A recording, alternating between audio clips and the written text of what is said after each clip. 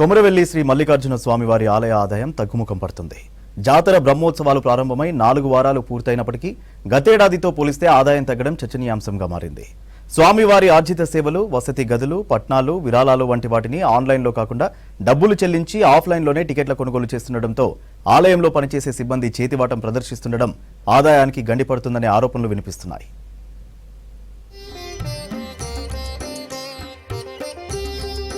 ఉత్తర తెలంగాణలో రెండవ శ్రీశైలంగా పిలువబడే కొమరవెల్లి మల్లికార్జున స్వామివారి ఆలయంలో జాతర బ్రహ్మోత్సవాలు అంగరంగ వైభవంగా జరుగుతున్నాయి. 3 నెలల పాటు సాగే జాతర బ్రహ్మోత్సవాలకు 2 తెలుగు రాష్ట్రాలతో పాటు తమిళనాడు, కర్ణాటక, మహారాష్ట్ర నుండి సైతం భక్తులు భారీగా తరలివస్తుంటారు. దీంతో ఏటా స్వామివారికి సుమారు 20 కోట్ల మేర ఆదాయం రానుండగా కేవలం జాతర బ్రహ్మోత్సవాలు జరిగే 3 నెలల్లోనే సుమారు 5 కోట్లకు పైగానే ఆదాయం సమకూరుతుంది. అయితే ఈ ఏట బ్రహ్మోత్సవాలు ప్రారంభమైన 4 వారాల్లో స్వామివారి ఆర్జిత సేవలు, పట్నాలు, ప్రసాద విక్రయాల వంటి ద్వారా వచ్చే ఆదాయం గతేడాదితో పోలిస్తే సుమారు 40 లక్షల మేర తగ్గిందని ఆలయ అధికారులు అంచనా వేస్తున్నారు. 4 వారాల పాటు సాగిన జాతర బ్రహ్మోత్సవాలలో మొదటి 3 వారాలు భక్తుల సంఖ్య తగ్గడంతోనే ఆదాయం తగ్గిందని, 4వ వారం భక్తులు భారీగా తరలి రావడంతో ఆదాయం గతేడాదితో పోలిస్తే పెరిగిందని ఆలయ అధికారులు తెలుపుతున్నారు. ఆన్లైన్ సేవలు కాకుండా ఆఫ్లైన్ సేవలు ఉండడం వల్ల అధికారులు చేతివాటం చూపించడం వల్ల ఇక్కడ మొత్తం పూర్తి స్థాయిలో ఆదాయం తగ్గిపోతుంది. ఒక 40 లక్షల ఆదాయం తగ్గింది.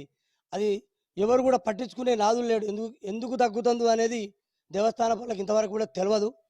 ప్రశ్నించినా కూడా వాళ్ళు జవాబుదారులు అయితే ఎక్కడ జవాబు చెప్పట్లేదు. తెలంగాణ రాష్ట్రంలోనే ప్రముఖ పుణ్యక్షేత్రమైన ఈ ఆలయంలో నేటికి ఆఫ్లైన్ టికెట్ల రూపంలోనే ఆర్జిత సేవలు, పట్నాలు, వసతి గదులు, ప్రసాద విక్రయాలు వంటివి జరుపుతుండటంతో స్వామివారి ఆదాయానికి కొంతమేర గండిపడుతుందని పురోహితులు ఆరోపిస్తున్నారు. ఇంతటి సాంకేతిక యుగంలో ఆన్లైన్ సేవలను ప్రజలకు అందుబాటులోకి తీసుకుని వస్తే ఇటు భక్తులకు సౌకర్యంగా, అటు ఆలయ ఆదాయంలో పారదర్శకత ఉంటుందని పలువురు అభిప్రాయం వ్యక్తం చేస్తున్నారు. శివరాత్రి వారం ఉన్నది కాబట్టి శివరాత్రి వారం బ్రహ్మోత్సవాలు చాలా వైభవంగా జరుగుతాయి కాబట్టి అది వేల సంఖ్యలో పబ్లిక్ వచ్చే అవకాశం ఉన్నది కాబట్టి భక్తులకు ఎలాంటి ఇబ్బంది కలగకుండా కనీసం భక్తులను దృష్టిలో ఉంచుకొని వాళ్ళకు అవసరమైన సదుపాయాలు ఏర్పాటు చేసి ప్రభుత్వం చర్య తీసుకోవాలని చెప్పేసి మేము డిమాండ్ చేస్తున్నాం. గతంలో సైతం స్వామివారి పట్నాలు, శీఘ్ర దర్శన టికెట్లను పలువురు ఆలయ సిబ్బంది రీసైక్లింగ్ చేస్తూ పట్టుబడ్డ సందర్భాలు ఉండటం, ఈ మధ్యకాలంలో హుండీ లెక్కింపులో బంగారు ఆభరణాల సంచిని సిబ్బంది పక్కదారి పట్టించే ప్రయత్నం చేయడం, ఆలయ ఆదాయ వ్యయాల రికార్డులను చూపకపోవడం వంటి అక్రమాలు జరుగుతున్నాయని